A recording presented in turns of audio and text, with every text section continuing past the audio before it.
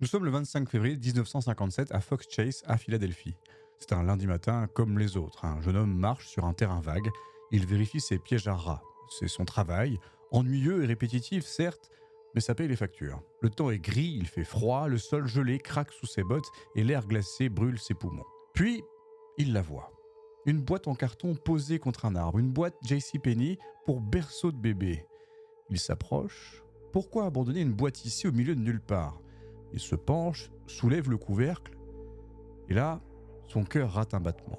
À l'intérieur, enveloppé dans une couverture à carreaux, le corps d'un petit garçon.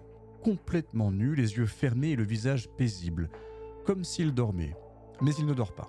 L'homme laisse tomber le couvercle. Il recule, ses jambes tremblent, son estomac se retourne. Il court vers la route, cherche de l'aide et crie.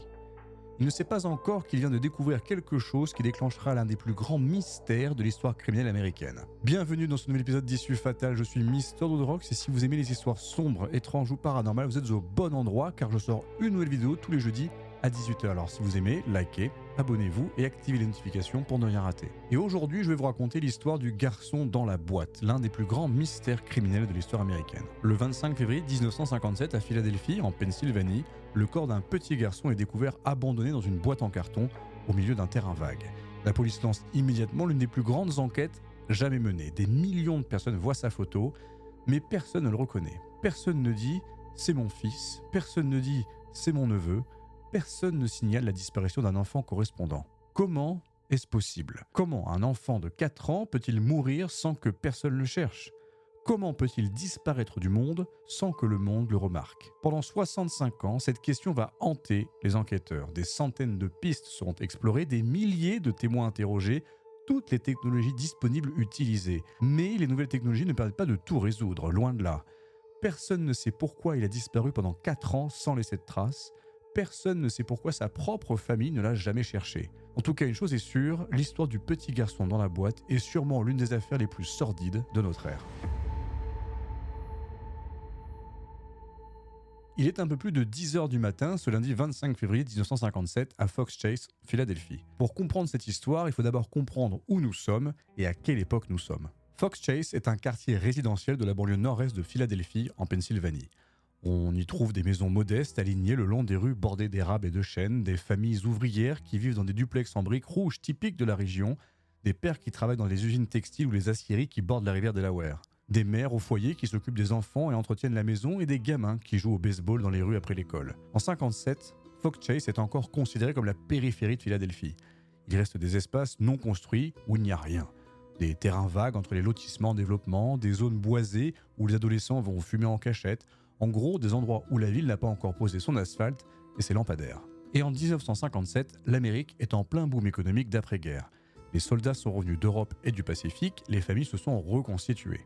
Les bébés du baby-boom entrent à l'école primaire, les banlieues poussent comme des champignons, c'est l'époque des voitures chromées avec des ailerons démesurés, des diners ouverts toute la nuit, du rock'n'roll qui fait scandale. Une époque de relative tranquillité et stabilité. Mais c'est aussi une époque de secret, une époque où certaines choses ne se disent pas, où certaines réalités restent cachées derrière les portes fermées et les rideaux tirés. Les enfants nés hors mariage qu'on cache dans les greniers ou les sous-sols. Les familles dysfonctionnelles qu'on ignore parce qu'on ne se mêle pas des affaires des autres et les violences domestiques comptées parce qu'un homme est roi dans sa maison. C'est dans ce contexte que notre histoire commence. Le terrain vague où John marche ce matin-là se trouve le long de Susquehanna Road, une route secondaire peu fréquentée qui serpente entre Fox Chase et le quartier voisin de Bustleton. C'est un endroit isolé, pas de maison à proximité immédiate, juste une étendue d'environ 2 hectares parsemée d'arbres nus et de buissons épineux. De l'herbe haute jaunie par l'hiver et quelques plaques de neige sale qui persistent à l'ombre. Le jeune homme qui marche là ce matin, John, a 22 ans. C'est un grand gaillard mince, aux épaules larges, les cheveux coupés courts dans le style militaire encore en vogue dans les années 50. Il gagne sa vie en piégeant des rats musqués qu'il revend ensuite à un marchand de fourrure. Ce n'est pas un métier glorieux, mais un homme débrouillard peut toujours trouver un moyen de gagner sa vie. John connaît bien ce terrain vague, il y vient 2 ou 3 fois par semaine depuis qu'il a 16 ans. Il sait exactement où placer ses pièges, près des petits ruisseaux qui serpentent dans les zones humides où l'eau stagne, là où les rats musqués construisent leurs terriers. Ce matin, le temps est gris, couvert, il fait froid, un brouillard léger flotte entre les arbres.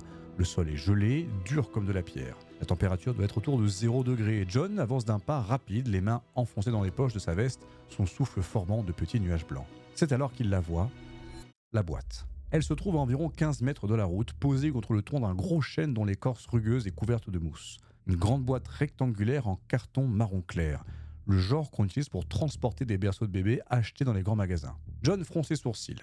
Qu'est-ce qu'une boîte fait ici? Les gens jettent toutes sortes de choses dans ce terrain vague. Des vieux pneus crevés, des matelas éventrés, des bidons d'huile vide, mais une boîte en carton en bon état, propre, ça, c'est inhabituel. Il s'approche, la boîte mesure environ 1,20 m de long sur 60 cm de large. Sur le côté, imprimé en lettres rouges, JCPenney, un grand magasin où sa mère achète parfois des vêtements. Le couvercle est en place, mais pas fermé. Pas de ruban adhésif, pas de ficelle, juste posé dessus. Alors John tend la main. Ses doigts agrippent le rebord, il soulève le couvercle, et ce qu'il découvre va le hanter pour le reste de sa vie. À l'intérieur, allongé sur le côté en position fétale, enveloppé dans une couverture à carreaux bleus et blancs, se trouve un petit garçon. Nu, complètement nu, immobile, les yeux fermés, les lèvres entr'ouvertes d'un bleu violacé, les bras repliés contre sa poitrine maigre, très maigre. Pendant une fraction de seconde, le cerveau de John refuse de comprendre. C'est impossible. C'est une poupée, un mannequin, une blague, de mauvais goût, certes, mais une blague. Puis, la réalité s'impose. C'est un enfant, un vrai gosse, mort. John laisse tomber le couvercle, il recule en titubant, son cœur bat si fort qu'il l'entend cogner contre ses côtes. Sa respiration devient rapide, saccadée, ses jambes tremblent, il se penche en avant et vomit violemment dans l'herbe, 1, 2, puis 3 fois. Il reste là quelques secondes, essayant de reprendre son souffle. Puis il court. Il court vers Susquehanna Road, ses bottes martèlent le sol gelé, il cherche de l'aide, n'importe qui. Il aperçoit une voiture qui approche, une Chevrolet noire. Il se précipite au milieu de la chaussée en agitant frénétiquement les bras. La voiture freine brutalement. S'arrête le conducteur, un homme d'une 50aine d'années en costume cravate, qui baisse sa vitre. Qu'est-ce qui se passe? John essaie de parler. Les mots se bousculent. Une boîte là-bas, un enfant mort. Il y a un enfant mort. L'homme sort de sa voiture. Ensemble, ils retournent vers la boîte.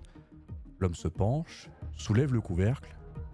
Son visage devient livide. « Ne bougez pas, dit-il d'une voix blanche, je vais chercher la police. » Il remonte dans sa voiture, fait demi-tour et accélère. John reste seul, il s'assoit sur une souche d'arbre à distance, il fixe la boîte. Il ne peut pas s'en empêcher, c'est plus fort que lui. 20 minutes plus tard, 2 voitures de police arrivent, sirène hurlante. 4 officiers en descendent, ils sécurisent la zone, tendent un ruban jaune entre les arbres. Le sergent, un homme aux cheveux gris, s'approche de la boîte.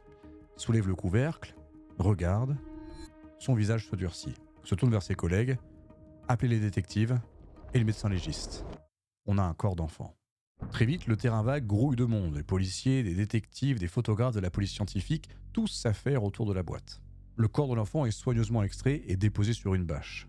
Les enquêteurs l'examinent. C'est un petit garçon. Il mesure environ 1,10 m, il pèse une vingtaine de kilos, bien trop léger pour sa taille.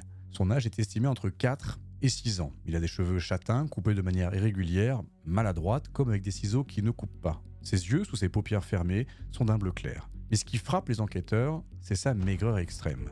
Ses côtes sont saillantes, ses bras et jambes fins comme des bâtons, ce sont des signes typiques de malnutrition chronique. Et les cicatrices, il y en a beaucoup, et elles sont anciennes.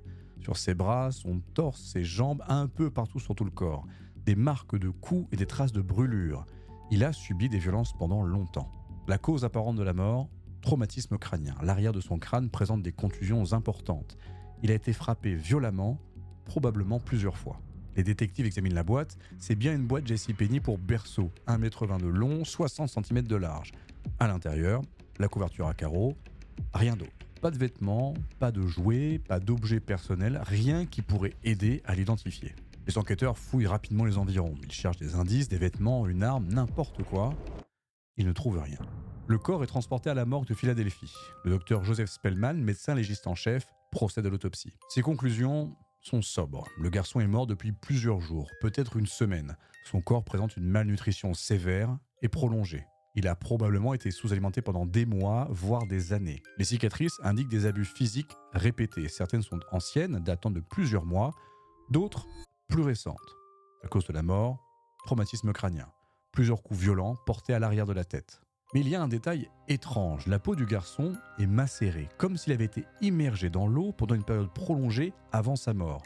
Ses doigts et ses orteils présentent les signes caractéristiques. A-t-il été baigné juste avant d'être tué? Ou gardé dans un endroit humide? Le médecin ne peut pas le dire.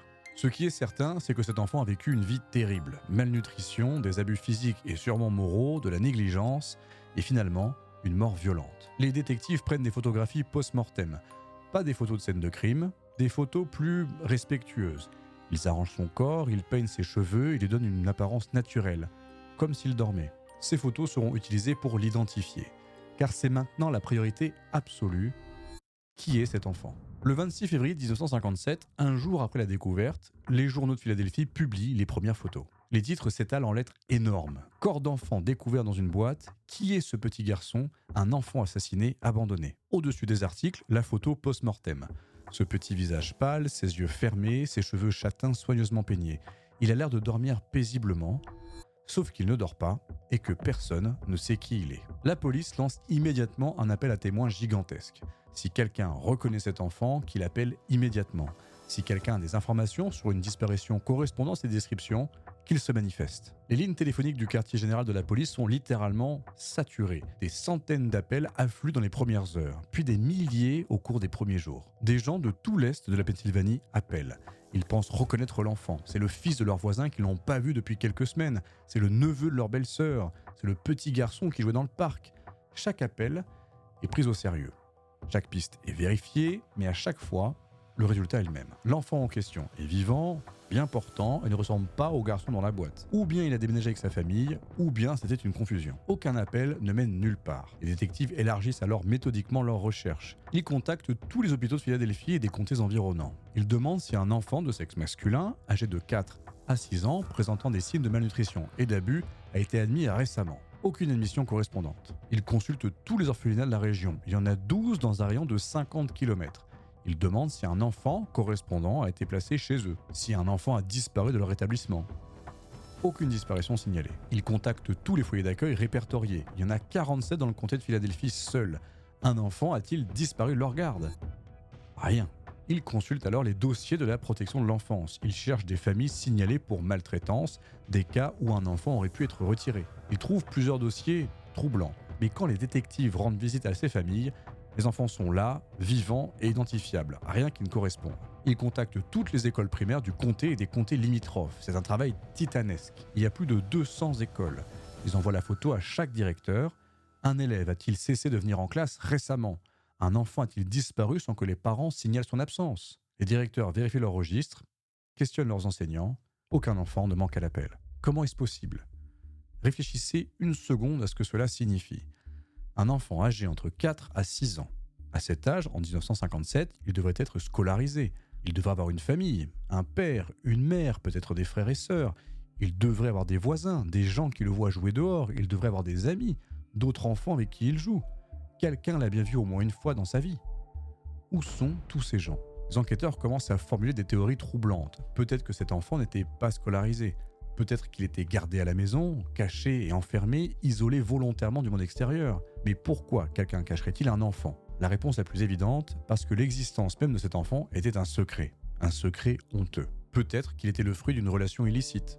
Un enfant né hors mariage dans une société où cela était encore une disgrâce et une honte terrible. Ou peut-être qu'il avait été acheté illégalement sur le marché noir des adoptions clandestines, et donc jamais déclaré officiellement. Le capitaine de police prend une décision. Ils vont frapper plus fort.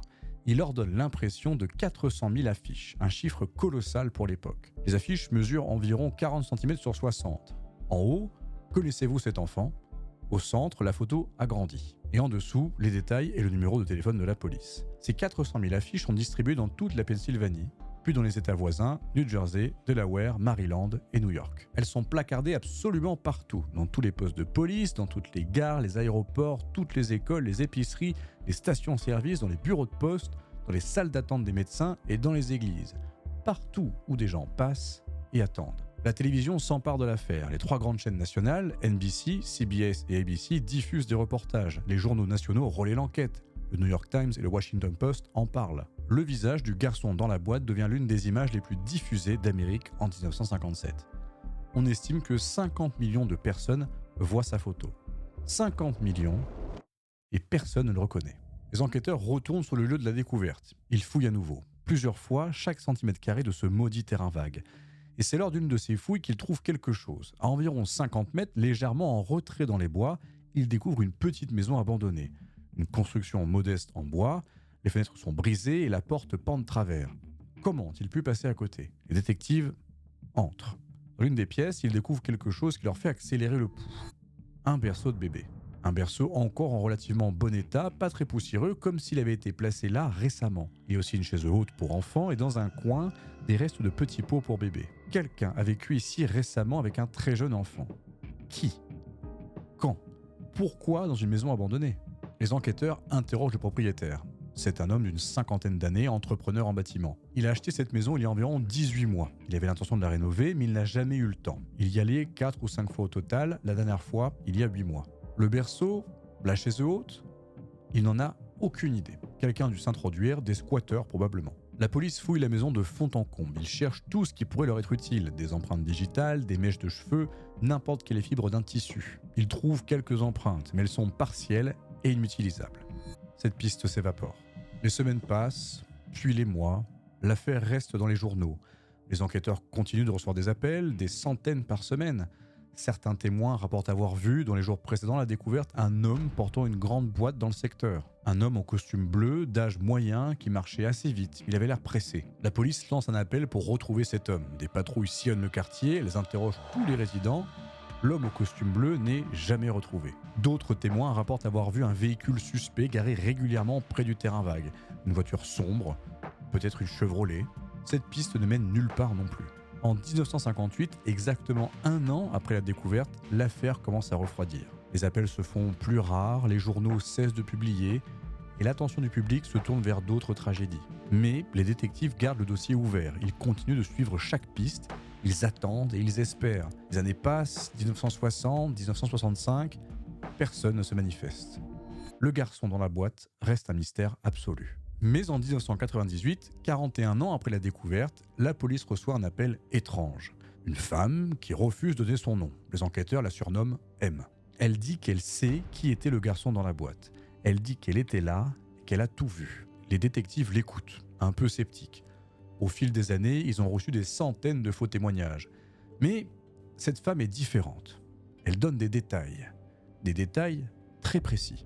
En 1954, sa mère achetait des enfants. Dans les années 50, ce trafic existait sur le marché noir des adoptions illégales. Des mères célibataires vendaient leurs nouveau-nés et des familles achetaient ces enfants sans passer par les circuits officiels. Pourquoi la mère de M achetait-elle des enfants? Pour les faire travailler, pour avoir de l'aide à la maison. C'était des petites mains gratuites. En 1954, elle a acheté un petit garçon. Il avait environ 2 ans.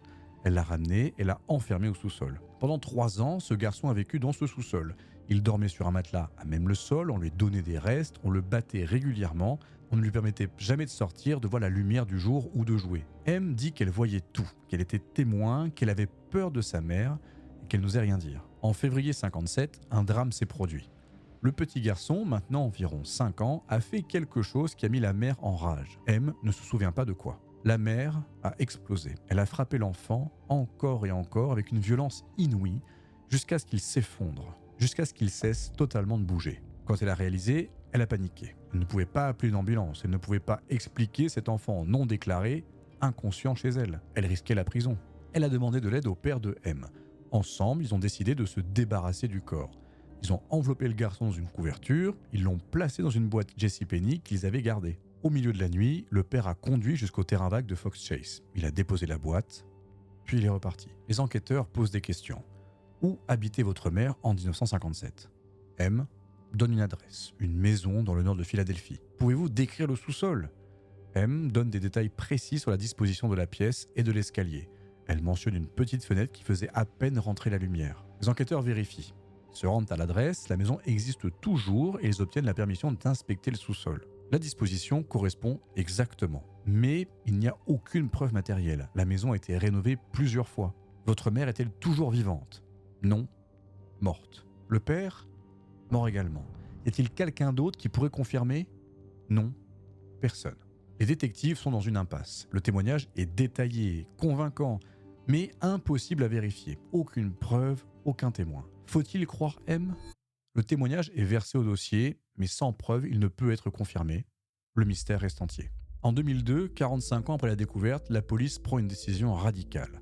Ils vont exhumer le corps. Le garçon dans la boîte a été enterré en 1957 dans le cimetière d'Ivy Hill à Philadelphie. Une tombe simple sur laquelle on peut lire « Père Céleste, bénis ce garçon inconnu, 25 février 1957 ». Pendant 45 ans, il a reposé là, sans nom, visité régulièrement par des inconnus qui déposent des fleurs. Mais en 2002, les technologies ont évolué. L'analyse ADN est devenue standard, peut-être qu'en exhumant le corps, la police pourra l'identifier. Le 10 novembre 2002, la tombe est ouverte. On remonte le cercueil et les restes sont transportés dans un laboratoire. Des échantillons d'ADN sont prélevés et analysés, entrés dans les bases de données nationales. Aucune correspondance.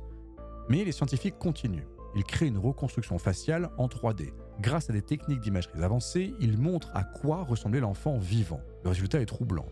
Un petit visage, des joues rondes, des yeux bleus écartés, des cheveux châtains. Cette reconstruction est diffusée partout, à la télévision, sur Internet et dans les journaux. Toujours rien. En 2016, la Vidocq Society prend l'affaire en main. Cette organisation, composée d'anciens détectives et d'experts, se spécialise dans les cold cases similaires. Ils réanalysent toutes les preuves. Leur conclusion, le témoignage de M est probablement exact. Le garçon était bien un enfant acheté illégalement, gardé caché, tué accidentellement, puis abandonné. Mais sans preuve, ce n'est qu'une théorie. Et en 2019, une nouvelle technologie émerge, la généalogie génétique. Cette méthode a permis de résoudre des dizaines de cold cases, le Golden State Killer par exemple, des meurtriers qui croyaient avoir échappé à la justice pendant des décennies. Le principe, on prend l'ADN de la victime, on le compare à des millions de profils sur des sites de généalogie, on cherche des correspondances partielles, des cousins éloignés, puis on remonte l'arbre généalogique. L'ADN du garçon dans la boîte est soumis à cette analyse. Les généticiens, dirigés par la docteure Colin Fitzpatrick d'Identifier International, trouvent des correspondances lointaines, des cousins au 4e et 5e degré. Ils commencent à construire un arbre généalogique. C'est un travail long, fastidieux, il faut reconstituer des familles entières, suivre les migrations, vérifier les actes de naissance et les actes de décès. Mais cette fois, contrairement aux 64 années précédentes, il progresse. Dr Fitzpatrick dira plus tard que c'était le cas le plus difficile de toute sa carrière. L'ADN était comme des confettis. Après 65 ans dans la Terre, le matériel génétique était gravement dégradé. Elle a dû le reconstituer comme un grand sudoku. Mais elle n'a pas abandonné. En octobre 2021, après des mois de travail acharné, les généalogistes ont un nom. Ils ont trouvé qui était le garçon dans la boîte. Mais ils ne disent rien publiquement. Pas encore. Ils doivent d'abord vérifier, obtenir la preuve absolue, le certificat de naissance et la confirmation ADN des deux côtés. Pendant plus d'1 an, ils travaillent en secret, d'octobre 2021 jusqu'à fin 2022. Les enquêteurs obtiennent une ordonnance du tribunal pour accéder au certificat de naissance. Ils confirment l'identité des parents, ils vérifient l'ADN encore et encore. Tout correspond. Et puis, le 8 décembre 2022, 65 ans après la découverte, la police de Philadelphie organise une conférence de presse. Ce qu'ils annoncent ce jour-là va choquer le monde entier. La salle de conférence du quartier général de police de Philadelphie est bondée de journalistes venus de partout. Des dizaines de caméras et d'appareils photos sont prêts. La commissaire Danielle Outlaw s'avance sur le podium. Elle commence par honorer tous les enquêteurs qui ont travaillé sur l'affaire pendant 65 ans. Certains sont morts sans jamais connaître la réponse, certains ont consacré leur carrière entière à cette affaire. Pendant 65 ans, dit-elle, l'histoire de l'enfant inconnu d'Amérique a hanté cette communauté, la police de Philadelphie, notre nation et le monde. Puis, elle dit les mots que personne n'espérait plus entendre. Après 65 ans, nous savons qui elle était. La salle explose. Les journalistes se lèvent, les flashs des appareils photos s'affolent, des exclamations fusent dans tous les sens. La commissaire Outlaw attend que le silence revienne. Le garçon dans la boîte s'appelait Joseph Augustus Zarelli. Après 65 ans, l'enfant inconnu a enfin un nom. Il est né le 13 janvier 1953 à Philadelphie, en Pennsylvanie. Il avait 4 ans quand il est mort en février 1957. La police a utilisé la généalogie génétique. Un cousin éloigné a téléchargé son ADN sur un site public de généalogie. Les généalogistes ont remonté l'arbre familial, trouvé ses parents et ont obtenu son certificat de naissance par ordonnance du tribunal. Joseph Augustus Zarelli, un petit garçon de Philadelphie, né là, mort là et enterré là. Le capitaine de la brigade des homicides, Jason Smith, prend la parole. Il révèle ce qu'ils ont découvert. Les parents biologiques de Joseph, Mary-Elizabeth Betsy Abel et Augustus John Gus Zarelli, 2 résidents de Philadelphie. Elle avait 21 ans quand Joseph est né. Lui était maçon, travailleur du béton et de la pierre, issu d'une famille immigrant italien. Les enquêteurs pensent que Joseph vivait près de la 61e rue et Market Street, dans l'ouest de Philadelphie. Mais voici la partie absolument déchirante. Ses 2 parents sont morts depuis longtemps. La mère en 91, le père en 2014, bien avant que l'affaire soit résolue, bien avant que quiconque puisse leur poser des questions. Impossible de savoir ce qui s'est passé dans leur propre bouche, impossible d'avoir leur version des faits. Le capitaine Smith continue. Après sa naissance, en janvier 53, Joseph disparaît des archives. Aucune trace de scolarisation, aucun dossier médical, aucun document officiel, comme s'il n'avait jamais existé. La police a des suspicions sur ce qui s'est passé pendant ces 4 ans. Mais le capitaine Smith refuse de les partager publiquement parce que, dit-il, l'enquête continue. Et il serait irresponsable de pointer du doigt sans preuve. Oui, ils ont bien dit, l'enquête continue. Car même maintenant, même avec son nom, même en sachant qui étaient ses parents, la police ne sait toujours pas qui l'a tué. Elle ne sait pas exactement où il vivait, avec qui il vivait, qui s'occupait de lui, qui le maltraitait jour après jour. Elle ne sait toujours pas qui l'a battu à mort ce jour de février 1957. Ont-ils gardé Joseph? L'ont-ils donné à quelqu'un d'autre? L'ont-ils vendu sur le marché noir, comme le suggère le témoignage de M? Impossible de le savoir avec certitude. Des membres de la famille paternelle ont été retrouvés. Une cousine, Donna Thomas, a fourni un échantillon d'ADN qui a aidé à confirmer l'identification. Mais elle ne savait rien de Joseph. Elle n'avait jamais entendu parler de lui avant que la police la contacte. D'autres membres de la famille Zarelli ont été interrogés. Certains refusent catégoriquement de parler aux médias. D'autres affirment sincèrement ne rien savoir. Leur avocat insiste, rien n'indique que le père, Gus Zarelli, savait même que cet enfant existait. Alors oui, aujourd'hui, en 2026, nous savons son nom, Joseph Augustus Zarelli. Mais le mystère n'est pas résolu. Il s'est juste complexifié davantage. Nous savons qui il était, mais nous ne savons toujours pas qui l'a tué. Nous ne savons toujours pas pourquoi personne ne l'a cherché. Nous ne savons toujours pas comment un enfant de 4 ans peut vivre et mourir sans laisser de traces pendant 4 ans. La commissaire Outlaw est claire dans sa déclaration finale, c'est toujours une enquête ouverte pour homicide. Nous avons toujours besoin de l'aide du public. Quelqu'un, quelque part, sait ce qui s'est passé. Un voisin qui l'a vu, une famille qui a entendu des cris provenant d'une maison voisine, quelqu'un qui a des souvenirs. Si cette personne était à Philadelphie dans les années 50, si elle habitait près de la 61e et Market Street, si elle se souvient de quoi que ce soit, la police attend toujours son appel. Parce que Joseph mérite justice. Joseph aurait eu 70 ans le 13 janvier 2023. Au cimetière d'Ivy Hill à Philadelphie, une cérémonie spéciale a eu lieu. Une nouvelle pierre tombale est dévoilée. L'ancienne inscription, l'enfant inconnu de l'Amérique, a été remplacée par cette nouvelle. Joseph Augustus Zarelli, 13 janvier 53, février 57. Son nom est enfin gravé dans la pierre. Sa photo y figure aussi, une reconstruction en 3D de son petit visage, comme il aurait été vivant, des joues rondes, des yeux bleus, des cheveux châtains, un petit garçon qui ressemble à n'importe quel autre petit garçon de 4 ans. Des dizaines de personnes sont venues pour la cérémonie, des inconnus, des gens qui ne l'ont jamais connu mais qui ont suivi l'affaire pendant des décennies et qui ont refusé de l'oublier, qui déposent des fleurs sur sa tombe depuis des années. Des membres de la famille Zarelli sont là aussi, la cousine Donna, d'autres parents éloignés. Ils découvrent pour la première fois qu'ils avaient un cousin mort à 4 ans en 1957. Depuis 1957, des gens déposent des objets sur sa tombe, des fleurs fraîches, des peluches, des petites voitures, des jouets qu'un petit garçon de 4 ans aurait aimés. Aujourd'hui, en 2026, il continue. Mais maintenant, ils connaissent son nom. Joseph Augustus Zarelli aura eu une vie courte et terrible. 4 ans de souffrance, de malnutrition chronique, de coups répétés, de négligence totale. Personne pour le protéger et personne pour le sauver. Puis une mort violente et absurde dans un terrain vague de Philadelphie. Pendant 65 ans, il n'avait pas de nom, pas d'identité officielle, pas de voix pour raconter son histoire. Aujourd'hui, il a un nom. Mais il mérite plus qu'un nom gravé sur une pierre. Il mérite justice. Quelque part, peut-être, quelqu'un se souvient, quelqu'un sait, quelqu'un qui était là dans les années 50, qui a vu, qui a entendu et qui a fermé les yeux. Si c'est le cas, si quelqu'un sait quelque chose, la police de Philadelphie attend toujours. Après 69 ans, ils attendent toujours un appel, un témoignage ou une information. Parce que même si 69 ans ont passé, même si les technologies ont progressé au-delà de ce qu'on imaginait en 57, même si nous connaissons enfin son nom, certaines questions restent sans réponse. Qui l'a tué?